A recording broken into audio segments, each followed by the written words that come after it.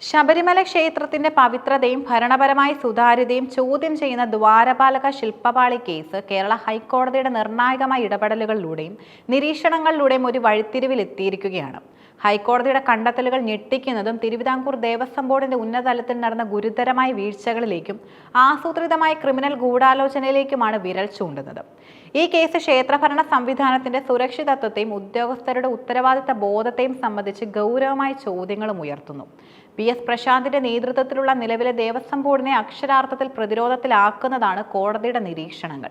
ക്ഷേത്രത്തിന്റെ സ്വർണ്ണം പൂശിയ പാളികൾ കൈകാര്യം ചെയ്യുന്നതിലെ ദുരൂഹതകളും തന്ത്രിയുടെ നിർദ്ദേശങ്ങൾ മറികടന്നുള്ള നടപടികളും ഉദ്യോഗസ്ഥ തലത്തിൽ ഒത്തുകളിയും ഈ കേസിന്റെ ഗൗരവം വർദ്ധിപ്പിക്കുന്നു.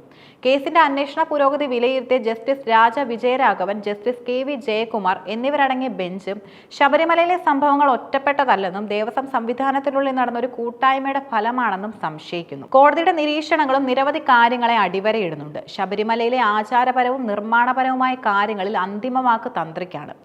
2025 ദ്വാരപാലക ശില്പം പുറത്തേക്ക് കൊണ്ടുപോയത് തന്ത്രി കണ്ഠർ മഹേഷ് മോഹനരുടെ നിർദ്ദേശങ്ങൾ പൂർണ്ണമായി മറികടന്നാണെന്നും കോടതി കണ്ടെത്തി. തന്ത്രി തിരുവാഭരണം കമ്മീഷണർക്ക് അയച്ച കത്തിൽ ദ്വാരപാലകരെ ഇളക്കാൻ അനുവദിച്ചിരുന്നുവെങ്കിൽ വാതിലിന്റെ ഭാഗങ്ങളും മറ്റ് സന്നിധാനത്ത് തന്നെ വെച്ച് അറ്റകുറ്റപ്പണികൾ നടത്താനാണ് ആവശ്യപ്പെട്ടിരുന്നത്. ഈ നിർദ്ദേശം ലംഘിച്ച് പാളികൾ പുറത്തേക്ക് കൊണ്ടുപോയത് ക്ഷേത്ര ആചാരങ്ങളെയും ഭരണപരമായ സുരക്ഷാ മാനദണ്ഡങ്ങളുടെയും ലംഘനമാണ്. 2025 അറ്റകുറ്റപ്പണി കരാർ സംബന്ധിച്ചുള്ള ഉദ്യോഗസ്ഥരുടെ പെരുമാറ്റം സംശയാസ്പദമാണ്. 2025 ഇടപാടിന് തിരുവാഭരണ കമ്മീഷണർ ആദ്യം വിയോജിപ്പ് അറിയിച്ചിരുന്നെങ്കിലും പിന്നീട് നിലപാട് മാറ്റി ഉണ്ണികൃഷ്ണൻ പോറ്റിക്ക് പാളികൾ കൈമാറാൻ കൂട്ടുനിന്നു. ഉന്നത ഉദ്യോഗസ്ഥർ തമ്മിലുള്ള ഈ രഹസ്യധാരണ കേസിന്റെ ഗൂഢാലോചന സ്വഭാവം വർദ്ധിപ്പിക്കുന്നു. പാളികൾ ഇളക്കിയത് സ്പെഷ്യൽ കമ്മീഷണറെ പോലും അറിയിക്കാതെയാണെന്നും കോടതി നിരീക്ഷിച്ചു. ഇത് ദേവസ്വം ബോർഡിനുള്ളിലെ സുതാര്യതയില്ലായ്മയുടെയും അധികാര ദുർവിനിയോഗത്തിന്റെ വ്യക്തമായ തെളിവാണ്. നിലവിലെ കേസിന്റെ ആഴം മനസ്സിലാക്കാൻ 2019 നടന്ന ഇടപാടുകളും നിർണായകമാണ്. ദ്വാരപാലക ശില്പങ്ങളും കട്ടിളയും ചെമ്പുപാളികൾ എന്ന് രേഖപ്പെടുത്തിയാണ് 2019 ജൂൺ 28 ദേവസ്വം ഉന്നത ഉദ്യോഗസ്ഥർ പോറ്റിക്ക് കൈമാറാൻ അനുമതി നൽകിയത്.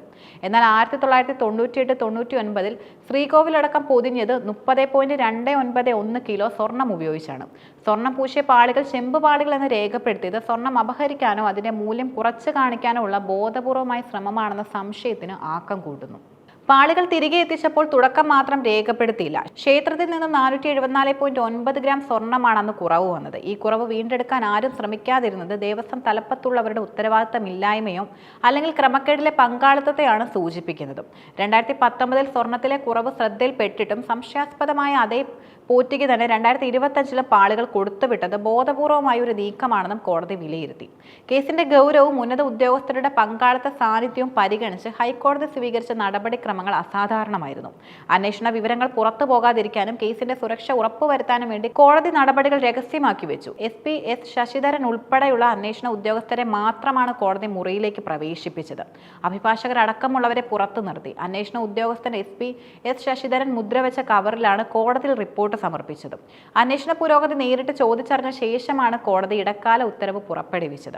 ഹർജി വീണ്ടും പരിഗണിക്കുന്ന നവംബർ 5-നും രഹസ്യവാദമായിരിക്കും നടക്കുക. SITയുടെ അന്വേഷണത്തിൽ തൃപ്തി രേഖപ്പെടുത്തിയ കോടതി അന്വേഷണം മുന്നോട്ട് പോകേണ്ട ദിശ വ്യക്തമാക്കുകയും കേസിൽ ആസൂത്രിത ക്രിമിനൽ ഗൂഢാലോചന സംശയിക്കുന്നതായി സമഗ്ര അന്വേഷണം വേണമെന്ന് നിർദ്ദേശിക്കുകയും ചെയ്തു. ഉന്നത ഉദ്യോഗസ്ഥർ മുതൽ താഴെത്തട്ടിലുള്ള ജീവനക്കാർ വരെ ഈ ക്രമക്കേടിന് കൂട്ടുനിന്നിട്ടുണ്ട്. പങ്കുള്ള എല്ലാവരെയും നിയമത്തിന് മുന്നിൽ കൊണ്ടുവരണമെന്നും കോടതി വ്യക്തമാക്കി. ക്രമക്കേടുകൾ തെളിയിക്കുന്നതിന് നിർണായകമായ ബോർഡിന്റെ മിനിറ്റ്സ് പിടിച്ചെടുക്കാൻ കോടതി നിർദ്ദേശിച്ചു. ഇത് പ്രകാരം മിനിറ്റ്സ് പ്രത്യേക അന്വേഷണ സംഘം വാങ്ങിയിട്ടുമുണ്ട്. അന്വേഷണ വിവരങ്ങൾ ചോരുന്നത് തടയാനായി കോടതി സ്വമേധ ഒരു പ്രത്യേക റിട്ട് ഹർജി രജിസ്റ്റർ ചെയ്യാൻ രജിസ്ട്രിയോട് നിർദ്ദേശിച്ചു. Devaswom principal secretary, Devaswom board secretary, Devaswom chief vigilance and security officer, സംസ്ഥാന പോലീസ് മേധാവി, സീനിയർ ഡെപ്യൂട്ടി ഡയറക്ടർ എന്നിവർക്കായിരിക്കും ഈ ഹർജിയിലെ കക്ഷികൾ. ശബരിമല ദ്വാരപാലക ശില്പപാളി കേസ് ക്ഷേത്രങ്ങളുടെ ആസ്തികളും നിധികളും കൈകാര്യം ചെയ്യുന്നതിൽ ദേവസ്വം ബോർഡ് സംവിധാനത്തിന്റെ പരാജയമാണ് വിളിച്ചോതുന്നത്. 1998-99 30.291 കിലോ സ്വർണം ഉപയോഗിച്ച് പൊതിഞ്ഞ ശ്രീകോവിൽ ഭാഗങ്ങൾ ഉന്നത ഉദ്യോഗസ്ഥരുടെ ഒത്താശയോടെ ചെമ്പുപാളികൾ എന്ന് രേഖപ്പെടുത്തി കൈമാറ്റം ചെയ്യാനുള്ള ശ്രമം വിശ്വാസികളോടും പൊതുസമൂഹത്തോടുമുള്ള വഞ്ചനയാണ്. ഹൈക്കോടതിയുടെ ശക്തമായ ഇടപെടൽ ദേവസ്വം ബോർഡിലെ അധികാര ദുർവിനിയോഗത്തെയും ദീർഘകാലമായി തുടരുന്ന അഴിമതികളെയും തുറന്നു കാട്ടാൻ സഹായകമാകും.